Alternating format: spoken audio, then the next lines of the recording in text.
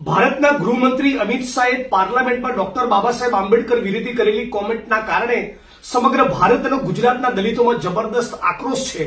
એ વાતના પડઘા હજી શમ્યા નથી। ત્યાં અમદાવાદના ખોખરા વિસ્તારમાં એક ચાલીના નાકે ઉભેલા ડોક્ટર બાબા સાહેબ આંબેડકરના સ્ટેચ્યુને તોડવાની, એ પ્રતિમાને ખંડિત કરવાની, બાબા સાહેબના સ્ટેચ્યુના ચશ્મા અને નાકને નુકસાન કરવાની કોશિશ કરવામાં આવી છે।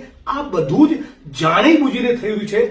ગુજરાતના કેટલાક જાતિવાદી તત્વોને ભારતીય જનતા પાર્ટીની સરકાર પોષણ આપી રહી હોય આ સંવિધાન વિરોધી સરકારની માનસિકતાના કારણે આવા તત્વોને એવું બળ મળી રહ્યું છે કે દલિત સમાજની અંદર એક પ્રકારનો આક્રોશ ફેલાય એવા કૃત્યો કરવા આ ગુજરાતની અને દેશની શાંતિ અને સલામતીને દોડવાનો પ્રયત્ન છે। દલિતોને જાણી મૂજીને એમની મશ્કરી કરતા હોય એ પ્રમાણે ઉશ્કેરવાનો પ્રયત્ન છે। એવું માગણી કરું છું કે ખોખરામાં બાબા સાહેબની પ્રતિમાને નુકસાન પહોંચાડનારા તત્વોની સામે 24 કલાકમાં એફઆઈઆર કરીને ધરપકડ કરવામાં આવે, નહીતર ઉગ્ર આંદોલન કરવા માટે અમારે મજબૂર